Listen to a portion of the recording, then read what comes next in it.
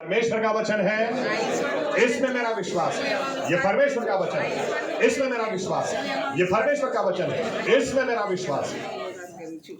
आइए दो भाग अभी पढ़ते हैं, कुछ आयतें बाद में भी पढ़ेंगे। अभी दो भाग पढ़ते हैं। सबसे पहला भाग यशाया 43, यशाया 43, आइज़ाया 43 18 और 19। यशाया 43, 18 और 19।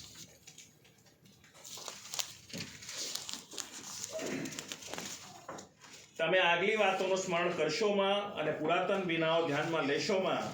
જુઓ હું નવું કામ કરનાર છું, તે હમણાં નીકળી આવશે. શું તમે તે જાણશો નહીં? હું તો અરણ્યમાં માર્ગ ને ઉજ્જડ પ્રદેશમાં નદીઓ કરી આપીશ. आमीन। दूसरा भाग हम पढ़ेंगे यूहन्ना 10 और 22। The gospel of John chapter 10 verse 22। यूहन्ना 10 और 22।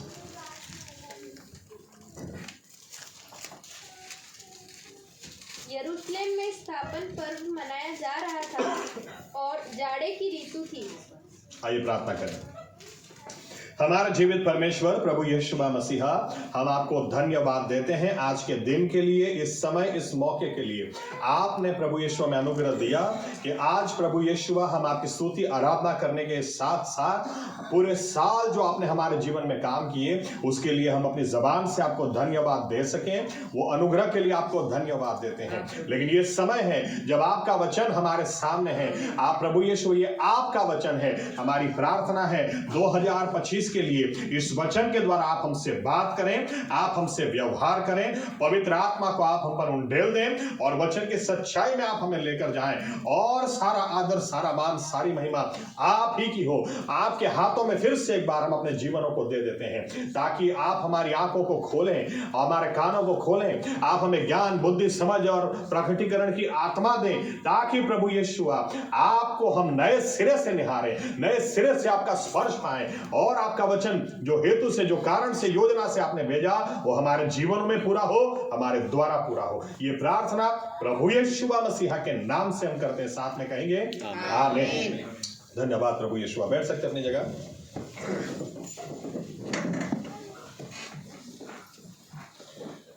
ज्यादातर जब भी नया साल होता है तो मैं आंकड़े के ऊपर कुछ बोलता हूं। बाइबल का जो आंकड़ा शास्त्र है, स्टैटिस्टिक्स है, उसके ऊपर कुछ बोलता हूं। अगर इब्रानी नया साल हम देखें तो उसके ऊपर कुछ बातें मैं बोल चुका, आज रिपीट करूंगा। 5785वां साल है हिब्रू कैलेंडर के हिसाब से, और 1 जनवरी ग्रेगोरियन कैलेंडर के हिसाब से 2025 में हम जाएंगे। तो 2025 के ऊपर 5785 के ऊपर मैं कुछ बोलूं उसके पहले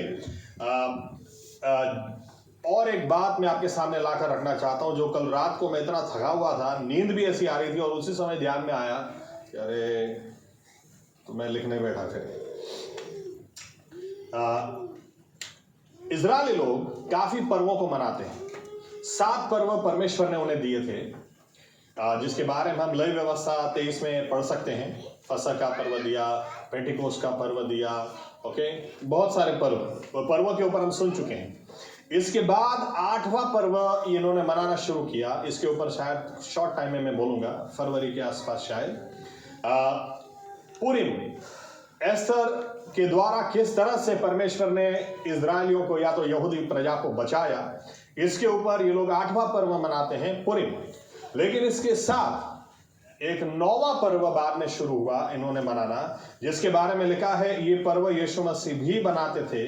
जहां पर हमने यूहन्ना में पढ़ा 10 और 22, द डे ऑफ डेडिकेशन लिखा है, the day of dedication of the temple. मंदिर को पुनः स्थापित किया, उसकी क्या हिंदी में पढ़ा था आपने? यरूशलेम में स्थापन पर्व मनाया जा रहा था और स्थापन पर्व, ओके। ये मंदिर को जो स्थापन किया, फिर से खड़ा किया गया, ये पर्व जब मनाया जा रहा था, इसको हिब्रू में हनुका बोलते हैं। ये पर्व हनुका, ये 9वां पर्व है जो इजरायली लोग मनाते हैं। और ये पर्व अभी इस साल ये पर्व शुरू हुआ दिसंबर 25 शाम को और ये खत्म होगा जनवरी 2 को। इसलिए मैंने कहा थोड़ा टाइम सेंसिटिव है, अगर मैं दूसरे इतवार को आऊं तो ये पर्व निकल जाएगा। अभी अभी ये चालू है। और ये पर्व क्या था या कैसे शुरू हुआ उसकी मैं आउटलाइन आपको देकर नए साल में क्या हो सकता है या क्या होने वाला है इसके बारे में आपसे मैं बात करूं। ये बात है, ओके चलो एक दो आयत और पढ़ते हैं। मत्ती 24 पढ़ते हैं, मत्ती 24 और 15। मत्ती 24 और 15, मैथ्यू 24 वर्स 15। इसलिए जब तुम उस उजाड़ने वाली घृणित वस्तुओं को, जिसकी चर्चा दानियल भविष्यवक्ता के द्वारा हुई थी, पवित्र स्थान में खड़ी हुई देखो, जो पढ़े वह समझे। ओके, अब दानियल ने कुछ कहा था, यीशु मसीह बोलते हैं। दानियल ने कब कहा था वो आप पढ़ सकते हैं या तो रेफरेंस के लिए नोट डाउन कर सकते हैं। दानियल 11 और 31 में दानियल ने कहा था ये एंटी क्राइस्ट के टाइम के लिए ख्रिस्त विरोधी, मसीही विरोधी जो आएगा उसकी एक निशानी वो क्या करेगा, परमेश्वर के मंदिर में जो पवित्र जगह यानी कि जो वेदी जहां पर बलिदान दिया जाता था उसी जगह पर द्रोणित करने वाली बात वो करेगा। ये जब किया जाएगा तो आप समझ लेना कि अंत का समय बहुत ही नजदीक है। ओके, या तो यीशु मसीह का आना बहुत ही करीब है। इजराइलियों के 7000 साल राज करने के समय की बात है। एनीवे, ये बात एक बार हो चुकी। ये दानियल 11 और 31 में जो भविष्यवाणी दानियल ने दी थी वो एक बार हो चुकी। कब हुआ ये? अगर आप इतिहास स्टडी करोगे तो मलाखी का जो समय है और मत्ती का जो समय है, पुराने नियम नए नियम के बीच में 400 साल का समय है। इस 400 साल के समय में कुछ बातें हुई। अगर आप इनको जानना चाहते हैं तो आप पहला और दूसरा मक्काबी जरूर पढ़ें। पहला और दूसरा मक्काबी आपको रोमन कैथोलिक बाइबल में मिल जाएगा, अलग से भी आपको मिलेगा। ये बाइबल का एक भाग नहीं माना जाता, लेकिन या तो प्रोटेस्टेंट लोग नहीं मानते, लेकिन इतिहास उन 400 सालों में क्या हुआ वो अगर आप जानना चाहते हैं तो इतिहास जानने के लिए ये बहुत अच्छा है। वहां से आपको हनुका के बारे में जानने को मिलेगा और वहां से आपको ये इतिहास मिलेगा, स्पेशली दूसरे मक्काबी में, कि 167 बीसी 167 बीसी में उस समय ग्रीक लोगों का राज था, सेल्यूसिड एम्पायर, सेल्यूसिड डायनेस्टी, और उसका राजा था एंटियोकस। और उसने उस समय अचानक घोषणा कर दी। उसने क्या किया, वो मंदिर में गया 167 बीसी में। उस मंदिर में जाकर उसने, जहां परमेश्वर का मंदिर था वहां पर वो गया, जहां बलिदान दिया जाता था वहां पर उसने जाकर सूअर का बलिदान दिया, भूंड, पिग। ओके, बाइबल के हिसाब से वो अशुद्ध है, उसका बलिदान दिया। और उसका बलिदान देकर उसने कहा इसी जगह पर जियूस, जो ग्रीक लोगों का देवता है, जियूस की वेदी तुम खड़ी करो। और वहां से उसने घोषणा की कि पूरे मेरे साम्राज्य में, इजरायली लोग गुलाम थे उनके, पूरे मेरे साम्राज्य में जियूस के अलावा कोई भी किसी की आराधना करेगा उसको मार दिया जाएगा। यहां तक कि इतिहास हमको बताती है इतने खराब समय यहूदी लोगों के दिए थे। ये बच्चा पैदा होने के बाद जब 8वें दिन सुन्नत करने के लिए, खतना करने के लिए, उसको सरकमसाइज करने के लिए ले जाते थे, तो एंटियोकस राजा के फरमान के मुताबिक वो बच्चे को भी उधर ही मार दिया जाता था। कहा जाता था तुम सिर्फ और सिर्फ, तुम कोई अपने रीति रिवाजों को नहीं मानोगे, तुम सिर्फ और सिर्फ जो हमारे रीति रिवाज, जो हमने तुम्हें कहे वही तुम मानोगे। तुम अपनी पहचान भी छोड़ दोगे और सब कुछ छोड़ दोगे। और ये सब कहाँ हुआ, ये शुरू कहाँ से हुआ? दानियल ने भविष्यवाणी की थी कि मंदिर के अंदर द्रोणित वस्तु को जब खड़ा किया जाएगा तो अब यीशु मसीह जब यूं बोलते हैं, यीशु मसीह ये हो गया उसके समझो मान लो 200 साल के आसपास यीशु मसीह जब ये बात को दोहराते हैं, इसका मतलब कि हनुका जो है वो परछाई था, अब रियल में ऐसा कुछ होना बाकी है। आमीन। नहीं तो यीशु मसीह यूं बोलते जो हो चुका, दानियल ने कहा हो चुका, खत्म हो गई बात। लेकिन यीशु मसीह क्या बोलते हैं, जो हमने पढ़ा मत्ती 24 और 15 में, ऐसा होगा, दानियल ने जो बोला था होगा। तो हनुका में हुआ क्या? हनुका में ये हुआ, या तो ये पर्व इन्होंने मनाना क्यों शुरू किया? इतिहास हमको बताती है कि वहां पर याजक लोगों का समूह, क्योंकि मंदिर के अंदर ऐसा हुआ, तो मंदिर के अंदर ऐसा हुआ इसलिए बलवा हुआ। वहां पर बलवा किन्होंने खड़ा किया? याजक लोगों ने खड़ा किया। याजक था उस वक्त मत्तियास, उसका नाम था मत्तियास मकाबी।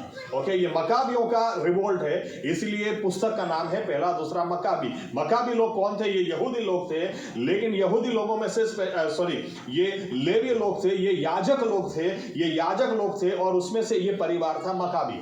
और इनका जो मेन व्यक्ति था मत्तियास मकाबी इसका नाम था, और इसका बेटा जूडास मकाबी, इसने लोगों को इकट्ठा किया और इसने बलवा कर दिया एंटियोकस राजा के सामने, सम्राट के सामने, कि हमारे मंदिर को तुम छुओगे, अगर हमारे मंदिर को तुम हाथ लगाओगे और यहां पर आकर यहोवा परमेश्वर की बजाय अगर तुम ज़्यूस को परमेश्वर घोषित करोगे तो ये हम नहीं चलने देंगे। और इतिहास बताती है यहां से बराबर लड़ाई हुई, और ये तो बहुत ही कम लोग थे, लेकिन आश्चर्य के बीच में इन्होंने ग्रीक लोगों को हरा दिया और वापस मंदिर का कब्जा किया। और जब मंदिर का कब्जा वापस किया तो इन्होंने मंदिर के शुद्धिकरण के लिए सबसे मंदिर को शुद्ध करो, सभी द्रोणित वस्तुएं इसमें से बाहर निकालो। इसके बीच में एक बड़ा चमत्कार हो गया। चमत्कार क्या हुआ?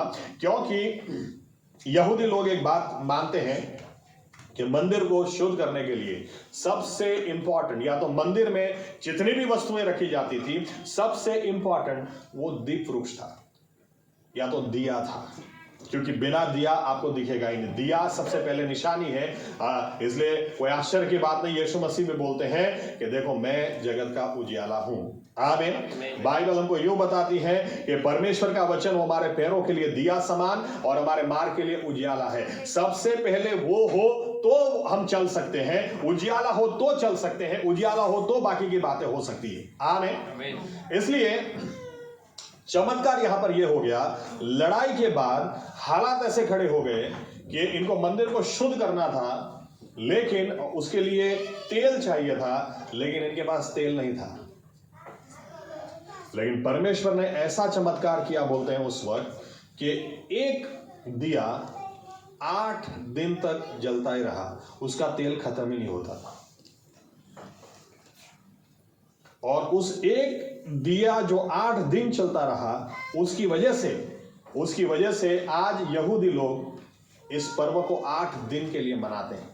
इसलिए 25 तारीख से शुरू होता है। हिब्रू में किस्लेव, जब पहली बार ये हुआ था तो दिसंबर 16 थी, लेकिन किस्लेव जो हिब्रू महीना है उसकी 15 तारीख से ये लोग शुरू करते हैं, और इस बार किस्लेव 15 वो 25 दिसंबर है। यहां से शुरू होकर जनवरी 2 8 दिन तक इस पर्व को मनाते हैं। इस पर्व को मनाने का ये इसकी वजह से इन्होंने मनोरा की 7, जो गुजराती में दीप वृक्ष, 7 दीवियां थी, लेकिन अभी अगर आप यहूदियों को देखोगे तो इनकी अभी 9 दीप वृक्ष हैं, 9 ब्रांचेस हैं। क्यों 9 ब्रांचेस हैं? क्योंकि 8 दिन के लिए ये लोग मनाते हैं, और एक के लिए ऐसा मानते हैं ये वो है जो 8 दिन तक बुझा ही नहीं, और जो बुझता नहीं वो दूसरों को जला सकता है। आमीन। तो इसलिए वहां से हर साल इन्होंने मनाना शुरू किया। इसको फेस्टिवल ऑफ लाइट्स भी बोलते हैं, इसको फेस्टिवल ऑफ डेडिकेशन बोलते हैं, क्योंकि ये मंदिर को डेडिकेट इन्होंने किया, लाइट से किया, इसलिए festival of lights, festival of dedication. इसको अंधेरे के ऊपर उजियाले की जीत भी बोला जाता है। और बाइबल हमको बताती है इस दिन यीशु मसीह भी मंदिर में गए, हनुका के दिन यीशु मसीह भी मंदिर में गए। लेकिन अभी मेरा कहने का मतलब कि अगर ये बातें हो चुकी तो यीशु मसीह बोलते हैं कि अभी तो होगा। तो यहां से हमको कुछ सीख मिलती है, परछाई में से कुछ सीख मिलती है जो हम आगे देखना चाहते हैं। आमीन। अब यहां पर मैं रुककर आंकड़े के ऊपर आकर फिर आपको दोनों कनेक्ट करके देता हूं। सबसे पहली बात मैंने यहां ये जो कहा यहीं से शुरू करूं। इब्रानी जो कैलेंडर है 5785वां साल शुरू हो चुका है। 5000 अक्टूबर में शुरू हो गया, अक्टूबर 2 के आसपास, अक्टूबर 2 को ही शुरू हो गया। 5785, 5 वो अनुग्रह का आंकड़ा है और 7 वो संपूर्णता का आंकड़ा है, 8 नई शुरुआत का आंकड़ा है। इसलिए मैंने आपसे कहा था, और यहां पर इस साल में 2-5 है, 2 पंजे हैं, यानी इसका मतलब यह होता है कि परमेश्वर हमको संपूर्ण नई शुरुआत दुगने अनुग्रह के साथ वो देगा। आमीन, आमीन। और दूसरी बात मैंने ये भी आपसे शेयर करी थी कि जो पीछे का 10 का है, 80 का दशक है, 80 का दशक, इसके लिए शायद मैंने एक बार, अब कौन से चर्च में गलती की मुझे नहीं पता, लेकिन किसी जगह मैंने गलती कर दी, मैंने शायद दालेत बोल दिया था। ये दालेत नहीं है, गिमेल है। दालेत तो दरवाजा होता है, ओके। ये पे है, गिमेल भी नहीं, पे है, पे है। इसके निशान है पे। पे जो हिब्रू अक्षर है उसका आंकड़ा 80 होता है, और पे उसका निशान है मुंह, उसका पिक्चर है मुंह। यानी मैंने इस तरह से भी आपको बोला था, अगर आपके मुंह का सही इस्तेमाल करोगे, हमारा मुंह का सही इस्तेमाल करना या सीखना हमको बहुत जरूरी है, क्योंकि हमारा मुंह ये हमारी लड़ाई का हथियार है। आमीन। ये मुंह, हम लड़ाई करते हैं तो लड़ाई हमेशा मुंह से पहले शुरू होती है। आमीन। गोलियात और दाऊद भी बाद में लड़ाई किए, पहले मुंह से शुरू किया। गोलियात ने बोला, अरे तू कहां से, तू कहां मुझे हरा सकता है, किसको भेज दिया तुमने? मुंह से शुरू किया। दाऊद बोलता है, अरे आज तू मुझे नहीं, मैं तुझे मारूंगा। मुंह से परमेश्वर ने सब कुछ बनाया, मुंह से बनाया। यानी मुंह का सही इस्तेमाल अगर हम सीखेंगे, या हम मुंह से सही इस्तेमाल करेंगे, मुंह से आयातों को, वचनों को हम निकालेंगे, तो बाइबल से उजियाला हम प्राप्त कर सकते हैं, आंकड़ों से प्राप्त कर सकते हैं कि ये नया साल हमारे लिए दुगना अनुग्रह लेकर आएगा, संपूर्ण नई शुरुआत लेकर आएगा, या आज तक जो नहीं हुआ वो लेकर आएगा। आमीन, आमीन। ये इब्रानी आंकड़े से हमको जानने को मिलता है। लेकिन अभी 2025 पे मैं आता हूं। 20 पिछले साल भी बताया, इस बार शॉर्ट में फिर से एक बार बता दूं।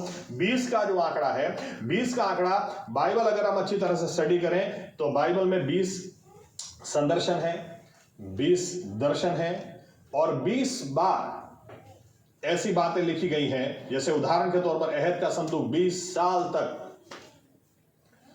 किसी और के घर पे रखा गया, 20 साल के बाद उसको लाया गया।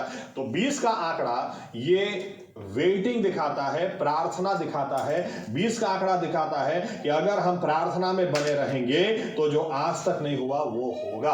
20 का आंकड़ा, इसलिए 2024 में मैंने बोला था 24, एक दिन में 24 घंटे होते हैं, इसलिए अगर हम प्रार्थना में बने रहें, 24 घंटे बने रहें, सतत बने रहें, तो आज तक नहीं देखे ऐसे काम हम देखेंगे। आमीन। वही 20 के आंकड़े के ऊपर दूसरी भी बात बताई थी, फिर से बताऊं। 20 का आंकड़ा मतलब 10 into 2, 10 गुना 2 वो 20 होता है। 10 वो है, वो परफेक्ट ऑर्डर की शुरुआत है, और 2 का आंकड़ा वो गवाही है। अगर आप बाइबल में वंशावली स्टडी करोगे तो हर 10वीं वंशावली में कुछ नया शुरू होगा, कुछ नया ऑर्डर होगा। अगर आप इब्राहिम से आप आदम से शुरू करोगे तो 10वां नूह होगा। आप शुरू करोगे 10 आप वंशावली, कई बार हम सोचते हैं क्या वंशावली का इसका बेटा, इसका बेटा, इसका बेटा, इसका बेटा, इसका बेटा, मैं किसका बेटा हूं, मुझे पता बहुत हो गया, इसका क्या, मैं क्या करूं। लेकिन आप वंशावली में देखो, हर 10वीं वो 10 नंबर नई ऑर्डर, कुछ नई शुरुआत वो 10 नंबर से होती है। आप वंशावली देखोगे, यानी 10 गुना 2, इसका क्या मतलब होता है कि आपके जीवन में कुछ ऐसी नई शुरुआत होगी जिसको दूसरे भी देखेंगे। 2 का आंकड़ा वो गवाही का आंकड़ा होता है, और जब गवाहियां खड़ी होती है तो दूसरे भी देखते हैं। आमीन, आमीन। 25, 20 और 25, 25 का जो आंकड़ा है, 25 का आंकड़ा ये हमको प्रीतेश के लिए और हम सभी के लिए, प्रीतेश ने कहा गवाही में आशा रखता हूं कि इस साल कुछ अच्छा हो, 25 में कुछ अच्छा हो। 25 का आंकड़ा क्या दर्शाता है? अगर अभी तक हिम्मत नहीं हारी तो मत हारना। क्यों? क्योंकि अगर परमेश्वर ने वचन दिया वो पूरा करेगा। इब्राहिम को 75 साल की उम्र में वचन दिया, एग्जैक्टली 25 साल के बाद वो पूरा किया। आमीन। 25 वो 5 गुना 5 होता है, यानी ग्रेस फॉर ग्रेस। यानी परमेश्वर अगर 5785 में 2 बार 2 पंजे आते हैं तो 25 में भी 5 गुना 5 2 पंजे हैं। ओके, इसलिए परमेश्वर यूं बोलना चाहता है, अगर अभी तक हिम्मत नहीं हारी तो अभी हारना भी मत, अगर अभी तक नहीं छोड़ा तो अभी छोड़ना भी मत, अगर अभी तक पकड़े रखा तो और 1 साल पकड़ के रखो, और 1 साल पकड़ के रखो। जो आज तक नहीं हुआ, जो वचन वचन मैंने तुम्हें दिए। अगर आपको प्रश्न है कि प्रभु यीशु आपने मुझे ये कहा था लेकिन नहीं हुआ, आपने बहुत बरसों निकल गए, बहुत समय निकल दिया, तो 25 का आंकड़ा बताता है कि जो आज तक नहीं हुआ है बस और थोड़ा सा पकड़ के रखो, और ये रात जाएगी, सुबह आएगी, इस रात की सुबह होगी, और जो रोए हैं, गिड़गिड़ाए हैं, उनके लिए हर्ष के दिन आएंगे। 25 का आंकड़ा दिखाता है अभी तक नहीं छोड़ा तो अभी छोड़ना भी मत। आमीन, आमीन, आमीन, आमीन। यानी इसका मतलब अभी इसको मैं हनुका के साथ जोड़ता हूं। हनुका जब हमला किया, देखो पूरे देश में आप कहीं भी वेदी बना सकते थे, कहीं भी आप हमला कर सकते थे, लेकिन शैतान अच्छी तरह से जानता है अंतियोकस राजा गया कहां पे, सम्राट गया कहां, और कहीं नहीं गया, सीधा मंदिर में ही गया, और मंदिर में भी वेदी के पास ही गया। याद रखना इसका सिंपल मतलब है शैतान, वेदी वहीं से हमारा उद्धार है, वहीं से हमारी परमेश्वर के साथ संगति है, वहां पर हिला दिया तो आगे सब कुछ हिल जाएगा। यानी शैतान जानता है कि उसको हमला कहां पर करना है, वो कहां पर हमला करेगा, वो आपकी आत्मिक, आपकी स्पिरिचुअल लाइफ पर हमला करेगा, आपकी बाइबल रीडिंग, अपनी प्रार्थना के ऊपर, ताकि तुम पूरा समय दूसरे को दे दो, दूसरे को ईश्वर बना लो, दूसरे के पीछे ज्यादा तुम जाओ, लेकिन अपने परमेश्वर को समय नहीं दो। लेकिन हमें भी हनुका, ओके चलो और एक स्टेप आगे बढ़ते हैं। हनुका जो राजा ने यहीं पर, सम्राट ने यहीं पर ज़ियूस को परमेश्वर घोषित किया, यहीं पर उसने कहा कि मैं जो कहूंगा ज़ियूस की आराधना करो, ज़ियूस की लिए तुम बलिदान चढ़ाओ। लेकिन हनुका को याद दिलाता है इस पूरी परिस्थिति को उल्टा किसने किया। ये उल्टा करने वाले यहूदी या तो इजराइल के सामान्य प्रजा नहीं थी, बलवा खड़ा करने वाले कौन थे? बलवा खड़ा करने वाले लोग ये याजक लोग थे।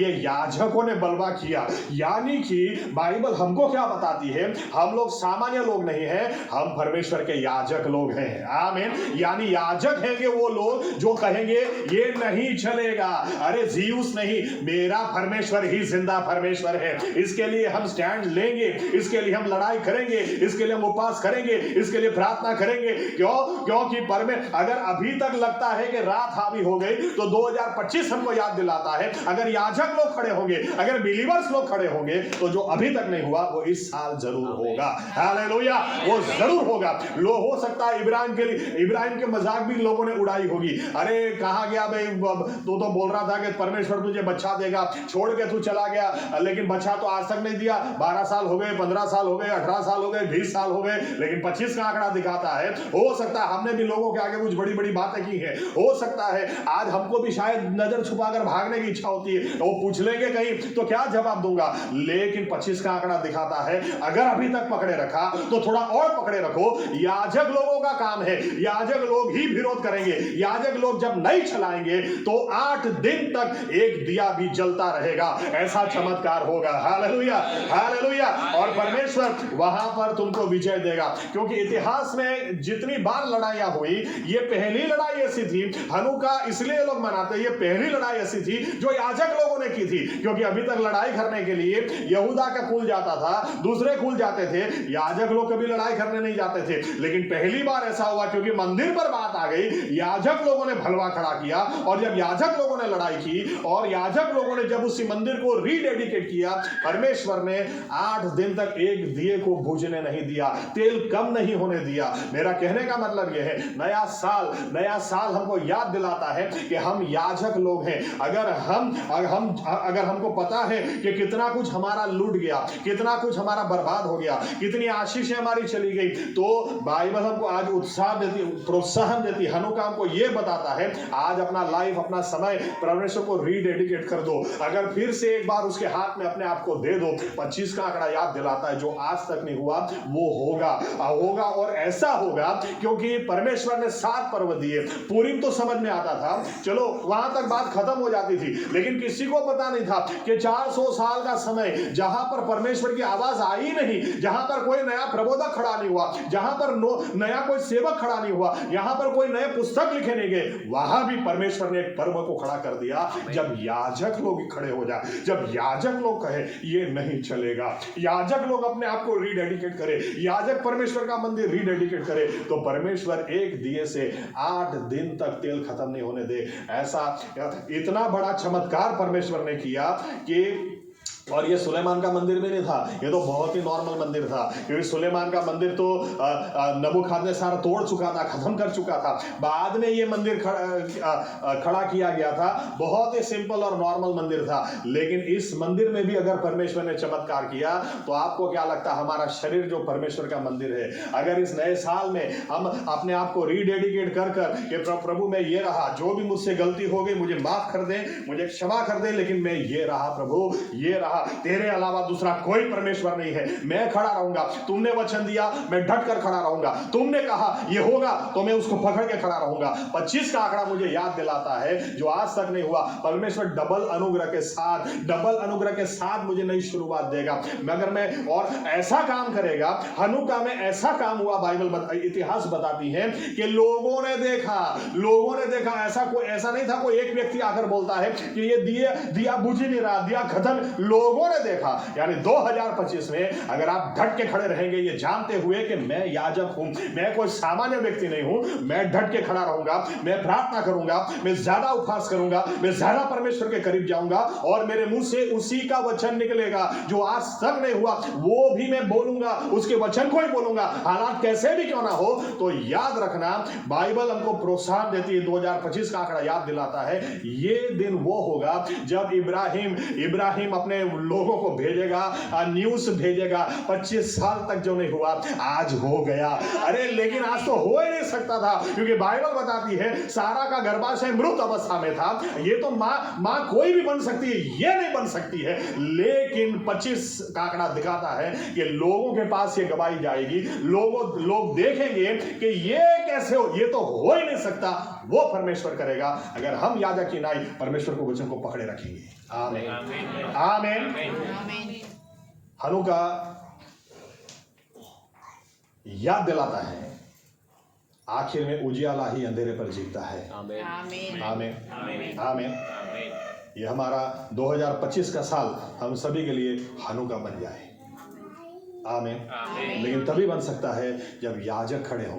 परमेश्वर ने तो वचन दे दिया, परमेश्वर ने तो क्या वचन दे दिया पता है, जो आरंभ में हमने पढ़ा, परमेश्वर ने तो पहले ही बोल दिया, देखो तुम मेरे पास आए हो तो मैं क्या बोलता हूं, पुरानी बातों को याद करो मत, क्योंकि मैं कुछ नया करने वाला हूं, कुछ नया, रेगिस्तान से भी मैं झरनों को बहा दूंगा, मैं कुछ नया करूंगा। अगर आप आगे की आयतें पढ़ेंगे, 20वीं आयत में परमेश्वर बोलता है, ऐसा काम मैं करूंगा कि जानवर भी मेरी महिमा करेंगे।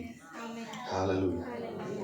परमेश्वर ने बोल दिया, वो तो करेगा, अब जरूरत है याजक खड़े हो। आमीन।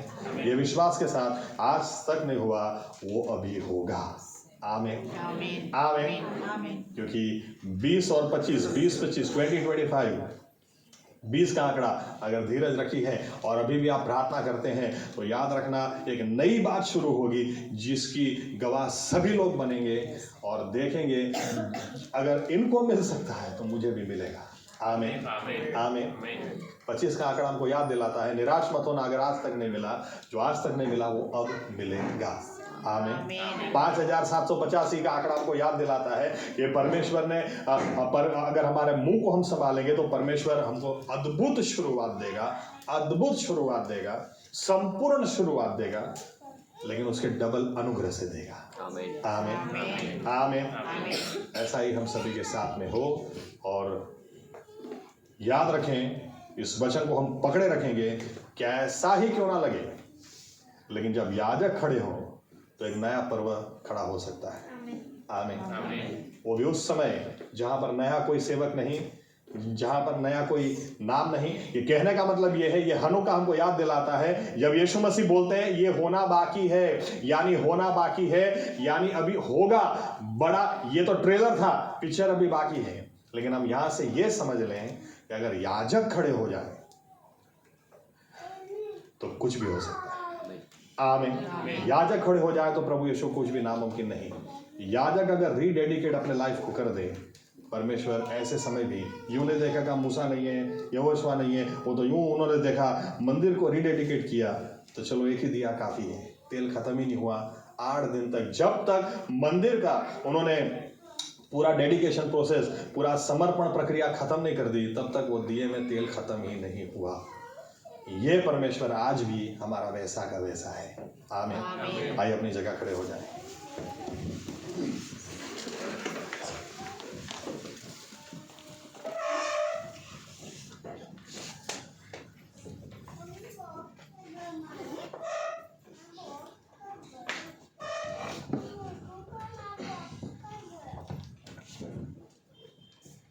धन्यवाद प्रभु यीशु मसीह, धन्यवाद धन्यवाद धन्यवाद धन्यवाद प्रभु यीशु मसीह, धन्यवाद।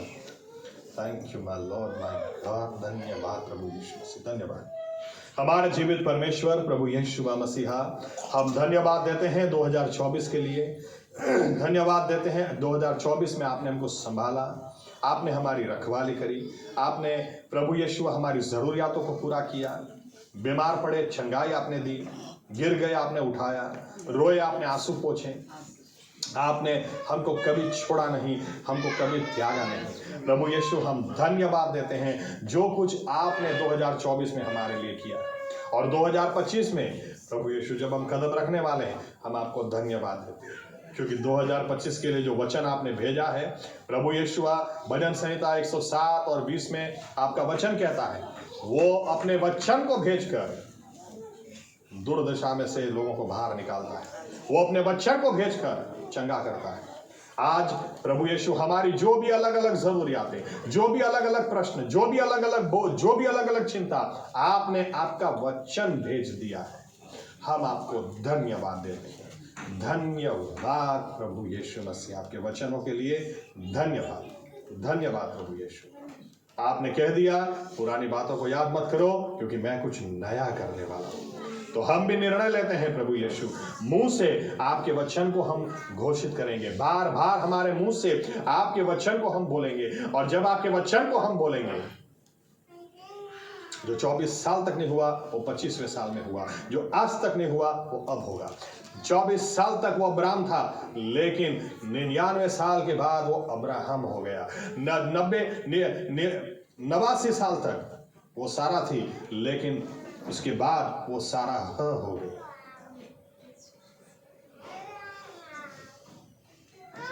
और इसीलिए हम भी अपने जीवनों को इस समय आपको रीडेडिकेट करते हैं। उद्धार के दिन हम आपके पास आए, लेकिन उसके बाद प्रभु यीशु हमने लास्ट टाइम जब भी आपको डेडिकेट किया, उसके बाद प्रभु यीशु हमने फिर भी काफी गलतियां की हैं, फिर भी काफी कुछ जो आप चाहते हैं हम करें हमने नहीं किया, जो आप चाहते हैं हम ना करें वही हमने किया। हमें क्षमा कर दें, फिर से एक बार आपके लहू से हमें धो दें, ताकि प्रभु यीशु जिस तरह से हनुका में दुनियावी मंदिर आपको डेडिकेट किया गया, लेकिन फिर भी आपने वहां पर चमत्कार कर दिए। ये शरीर जो आपका मंदिर है हम आपको रीडेडिकेट करते हैं। आप नया साल चमत्कारों से भर दे प्रभु यीशु। हमें जो करना है हम करें, ताकि जो आप कर सकते हैं वो आप करें, और 2025 बहुत स्पेशल हम सभी के लिए हो जाए। आपकी ऐसी योजना है, इसलिए आपको धन्यवाद देते हुए ये प्रार्थना प्रभु यीशु मसीहा के नाम से हम करते हैं। साथ में कहेंगे आमीन। ओ आकाश माना तुम्हारा बाप, तुम्हारा नाम पवित्र मनाओ, तुम्हारे राज्य आओ, જેમ આકાશમાં તેમ પૃથ્વી પર તમારી ઈચ્છા પૂરી થાય। દિવસની અમારી રોટલી આજ તમે અમને આપો, અને જેમ અમે અમારા ઋણોને માફ કર્યા છે એમ તમે અમારા ઋણો અમને માફ કરો। અમને પરીક્ષામાં ન લાવો, પણ બુરાઈથી અમારો છૂટકો કરો, કેમ કે રાજ્ય તથા પરાક્રમ તથા મહિમા સર્વકાળ સુધી અમારા છે। આમીન। હવે આપણા તારનાર પ્રભુ યેશુવા મસીહા કે જેઓ 2024 પળ પળ આપણી સાથે ને પાસે રહ્યા, તેમની કૃપા 2025 પણ આપણા આત્માઓની કાળજી હમણાંથી અને નથી પણ આગળ સદા સર્વકાળ સુધી રાખશે। આમીન। ધન્યવાદ પ્રભુ યેશુ, ધન્યવાદ। ઓકે, ચર્ચ સંગીત